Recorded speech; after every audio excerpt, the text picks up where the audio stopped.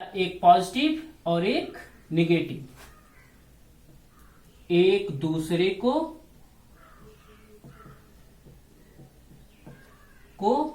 आकर्षित करते हैं, एक दूसरे को आकर्षित करते हैं। तो ये हो गया, कौन आकर्षित करेंगे, कौन प्रतिकर्षित करेंगे, कैसे आएंगे। अब बात ये आती है कि किस पर पॉजिटिव आएगा और किस पर निगेटिव आएगा। जैसे अभी हम लोग एक्सपेरिमेंट के द्वारा देखे, कांच का एक्सपेरिमेंट देखे, प्लास्टिक का एक्सपेरिमेंट देखे, और कांच का और प्लास्टिक में देखे कि अलग अलग आवेश आ रहे थे और रगड़ने के कारण आ रहे थे। अब बात आई कि कैसे एक पर अलग आ गया, दूसरे पर अलग आ गया। तो फैराडे ने इस पर एक्सपेरिमेंट किया और काफी कुछ एक्सपेरिमेंट, कई दिनों इस पर बहुत सारे एक्सपेरिमेंट किए, और उस एक्सपेरिमेंट के द्वारा उन्होंने एक सीरीज बनाई, और उस सीरीज को उन्होंने क्या नाम दिया, तो उस सीरीज को उन्होंने अपना एक नाम दिया, और उसको हम लोग कहते हैं फैराडे सीरीज। उसको हम लोग कहते हैं फैराडे की वैद्युत सीरीज, फैराडे की वैद्युत series, electric series of Faraday's, या वैद्युत सारणी कहते इसको, फैराडे की वैद्युत सारणी। तो फैराडे ने अपना एक प्रयोग किया, उस प्रयोगों के आधार पर उन्होंने अपना एक सीरीज बनाई, और वो क्या किए, उन्होंने इसके 11 इस तरह से ऑब्जेक्ट आए। वो 11 क्या थे, एक पहला था हमारा कांच, दूसरा हम लोगों का था फनालेन, दूसरा फ्लालेन, तीसरा था धातु, तीसरा ऊन, सिल्क, ऊन, चौथा है सिल्क, फिर आता है पांचवा धातु, और छठवां रबड़, सातवां आता है मोम, और आठवां आता है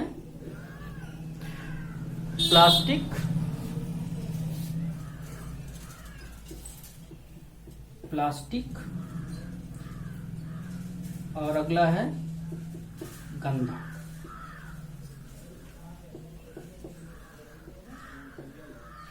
और 10वां है एबेनाइट।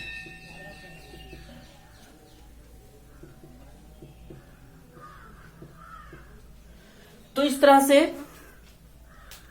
उन्होंने एक सीरीज प्राप्त की, और इस सीरीज में उन्होंने बताया कि जब हम कभी ऊपर वाले को इसकी नीचे वाले के साथ रगड़ते हैं, यानी कांच को चाहे फ्लालेन पे रगड़ेंगे, इसको हम लोग ऊन पर रगड़ेंगे, तो इसमें ऊपर वाले पर सदैव पॉजिटिव, जैसे अगर हम कांच को ऊन से रगड़ दिए, कांच को किससे रगड़ा गया, ऊन पर, तो कांच पर प्लस आवेश आ जाएगा और ऊन पर ऋण आवेश आ जाएगा। उसी तरह से अगर हम प्लास्टिक को किससे रगड़ दे, कि प्लास्टिक को सिल्क से रगड़ दे, प्लास्टिक को किससे रगड़ दे, सिल्क पर, तो सिल्क पर पॉजिटिव आ जाएगा और प्लास्टिक पर क्या आ जाएगा, निगेटिव चार्ज। तो इस तरह से इन्होंने एक सारणी के द्वारा यह बताया कि किस पर पॉजिटिव चार्ज आएगा और किस पर निगेटिव। इस तरह, इसीलिए इसको क्या कहा जाता है, फैराडे की विद्युत सारणी।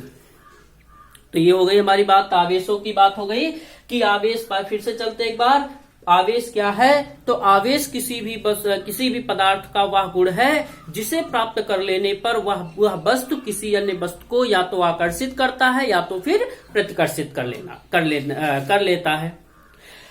कितने प्रकार के होते हैं, तो 2 प्रकार के होते हैं, एक धन आवेश होता है, एक ऋण आवेश होता है।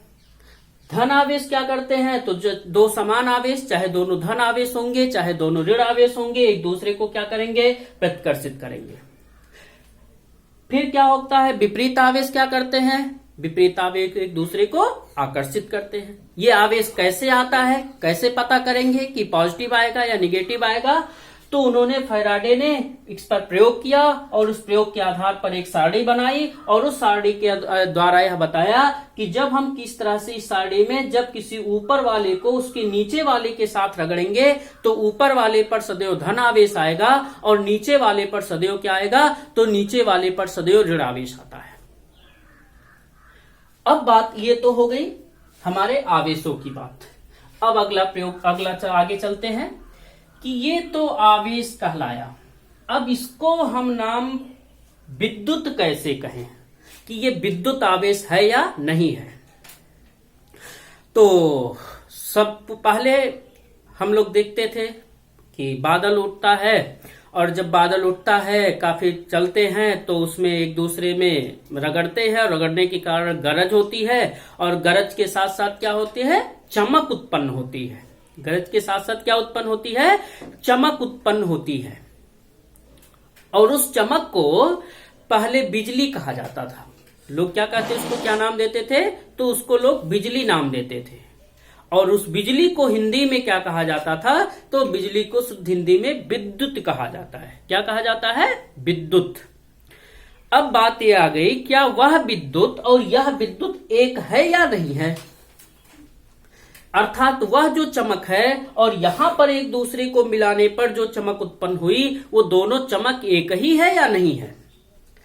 चमक का मतलब, जैसे अगर हमें किसी बैटरी के पॉजिटिव निगेटिव टर्मिनल को आपस में मिलाए तो स्पार्क होता है। स्पार्क के साथ साथ क्या उत्पन्न होती है, एक चमक उत्पन्न होती है। तो अब ये बात आ गई, क्या यह चमक वह चमक एक ही है। तो इसके लिए फिर बेंजामिन फ्रैंकलिन ने एक प्रयोग किया, और उस प्रयोग में उन्होंने क्या किया, एक पतंग ली और उस पतंग को उन्होंने उड़ाया। उस पतंग को क्या किया, उन्होंने उड़ाया, और जब उड़ाया तो ये पतंग उड़ते उड़ते कहां चली गई, उन बादलों के बीच चली गई। जब बादलों के बीच चली गई तो बेंजामिन बार बार इस पतंग की इस डोरी को छू रहे थे। जब उस डोरी को छू रहे थे तो उन्हें कुछ महसूस नहीं हो रहा था। कहे कि अब का ये परेशान हो गए। उन्होंने कहा कि हमारे प्रयोग में कुछ गड़बड़ी तो नहीं है। तो उन्होंने क्या किया, दूसरी बार इस पतंग में एक चाबी बांध दी। इस पतंग में क्या बांध दिया, इस पतंग में उन्होंने एक चाबी लगा दी।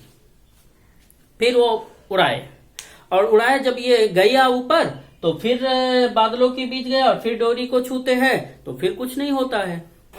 फिर क्या है, फिर सोचते हैं क्या हुआ। अब इस तरह से वो निरंतर ये प्रयोग करते रहते हैं। एक दिन पतंग उड़ा रहे थे, तब तक बारिश होने लगी। तो गरज के साथ साथ चमक, और चमक के साथ साथ बारिश, और उस बारिश के कारण ये डोरी गई भीग। डोरी भीग गई तो फिर वो उसी को छू रहे थे। जब वो फिर डोरी को छुए तो देखे क्या कि उसमें एक जोर का झटका लगा, और जोर का जब झटका लगा तो बड़े खुश हो गए। उन्होंने कहा कि इस झटके से यह मालूम हो गया, जो उस बिजली की जो चमक थी, जो आसमान में उन बादलों की चमक थी, और यहां पर जो चमक थी, वो दोनों चमक एक ही हैं। अर्थात वो भी विद्युत है और ये भी विद्युत है, और वहां से इसका नाम पड़ गया विद्युत आवेश। वहां से क्या नाम इसका पड़ गया, तो वहां से इसका नाम आ गया विद्युत आवेश। और उस विद्युत आवेश का क्या नाम हुआ, तो विद्युत आवेश हो गया, और दो हो गए। विद्युत आवेश दो होते हैं, एक धन आवेश होता है और एक ऋण आवेश होता है। और यहां पे आ गया कि क्या होता है धन आवेश ऋण आवेश। तो धन आवेश ऋण आवेश के पास जब कोई रगड़ते हैं तो रगड़ने के पास उन पर आता है, और उसके कारण इस तरह का आकर्षण और प्रतिकर्षण का गुण आता है। तो इस तरह से ये हो गए, ये आया। फिर कुछ समय तक चलता गया, और चलते चलते फिर कई केमिस्ट्री में भी रिसर्च होते गए, फिजिक्स में भी नए नए रिसर्च होते गए। तब तक के कुछ आ गए, अणु आए, फिर परमाणु आए, और फिर उसके भी पार्टिकल्स आ गए। क्या आया कि इलेक्ट्रॉन आ गया, प्रोटॉन आ गया और न्यूट्रॉन आ गया।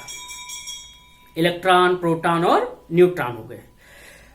तो उस रिसर्च के आधार पर इस तरह से रेडियो एक्टिविटी की खोज हुई, और रेडियो एक्टिव पदार्थों की खोज हुई। फिर रदरफोर्ड ने और परमाणु मॉडल की खोज की, तो उससे एक नया चीज आ गया। और वो नया चीज क्या आया, जिसके आधार पर इसकी व्याख्या की गई। अर्थात इस आवेश क्यों आता है, जो रगड़ने के कारण आता है, वो रगड़ने के कारण भी आवेश क्यों आता है, तो उसको इसके द्वारा समझाया गया, जिसको हम लोग कहते हैं कि आवेशों का इलेक्ट्रॉन मॉडल या परमाणु मॉडल, आवेशों का परमाणु मॉडल के आधार पर, परमाणु मॉडल के, या कह सकते हैं कि आणविक मॉडल के आधार पर आवेशों की व्याख्या, आणविक मॉडल के आधार पर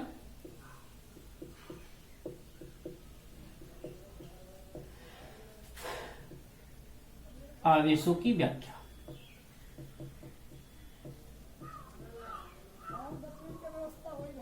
अब देखें आणविक मॉडल के आधार पर आवेशों की व्याख्या क्या है। तो वहां यह बताया गया कि एक नाभिक होता है और इस नाभिक में प्रोटॉन न्यूट्रॉन होते हैं और इलेक्ट्रॉन क्या करता है, इसके चारों तरफ एक निश्चित कक्षा में घूमता रहता है। इलेक्ट्रॉन क्या करता है, इसके चारों तरफ एक निश्चित कक्षा में घूमता रहता है। इसमें क्या होगा कि जो इलेक्ट्रॉन है उस पर कौन सा आवेश होता है, तो ऋण आवेश होता है। इस नाभिक पे क्या होता है, तो इस नाभिक पे धन आवेश होता है। और जितना इसमें ऋण आवेश होता है, सभी ऋण आवेशों के बराबर ही क्या होता है, इसके अंदर धनावेश होता है। इसमें हुआ ये कि जो इलेक्ट्रॉन इस न्यूक्लियस के पास से बंधे होते हैं, इस नाभिक से बंधे होते हैं, जो पास होते हैं, जो इलेक्ट्रॉन इस नाभिक के पास होते हैं वो बहुत मजबूती के साथ बंधे होते हैं। और जो इलेक्ट्रॉन इस नाभिक से दूर होते हैं वो कमजोर रूप से बंधे होते हैं। अर्थात अगर इन्हें कहीं बाहर से ऊर्जा मिल जाए तो ये इसको छोड़ भी देते हैं। तो क्या आया कि जो हमारा आणविक मॉडल आया तो उसमें क्या बताया गया कि एक नाभिक होता है और उस नाभिक पे क्या होता है, धनावेश होता है। नाभिक में क्या होते हैं, तो प्रोटॉन और न्यूट्रॉन होते हैं। इलेक्ट्रॉन क्या करता है, तो इलेक्ट्रॉन उसके चारों तरफ चक्कर लगाता है और इलेक्ट्रॉन जो उसके चारों तरफ चक्कर लगाता है वो क्या करता, वो इसमें अब कितने इलेक्ट्रॉन पाए जाएंगे, तो उसमें जितना इस नाभिक का धनावेश होता है उतना इस पर ऋणावेश भी होता है। अर्थात उतने इलेक्ट्रॉन पाए जाएंगे जितने कुल आवेश इस नाभिक के धनावेश के बराबर हो जाए। इसी कारण से कोई भी जो पदार्थ होता है वो उदासीन पाया जाता है, वैद्युत उदासीन पाया जाता है। और जब हम किसी वस्तु पर हम इसके द्वारा इस पर रगड़ते हैं, किसी वस्तु को इस पर रगड़ते हैं या किसी वस्तु पर इसको ले जाकर रगड़े, तो ये क्या होते हैं, रगड़ने के दौरान ये ऊर्जा ले लेते हैं।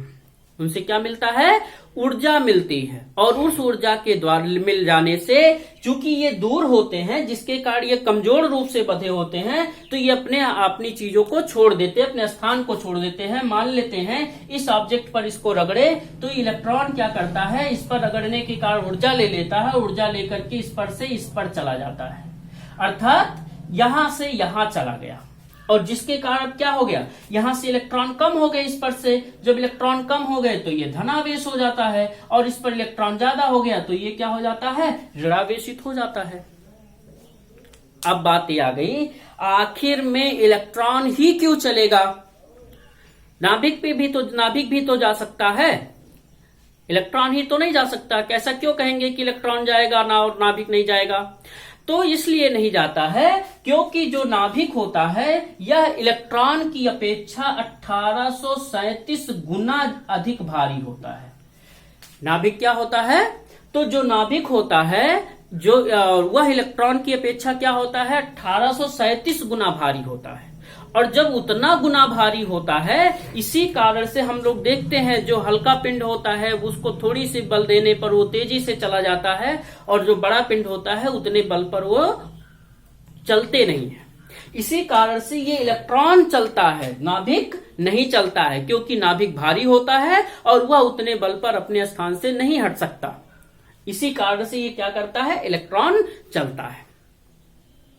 और इस इलेक्ट्रॉन के आने जाने से ही उस वस्तु में क्या उत्पन्न हो जाता है, तो उस वस्तु में एक गुण उत्पन्न हो जाता है और जिसको हम लोग क्या कहते हैं, वैद्युत आवेश कहते हैं। और इसी के आने जाने से उसमें आकर्षण और प्रतिकर्षण का गुण उत्पन्न हो जाता है। अर्थात यहां से एक निष्कर्ष निकल गया, आवेश कब होगा, तो आवेश पदार्थों पर पाया जाता है, यानी बिना पदार्थों का आवेश नहीं हो सकता।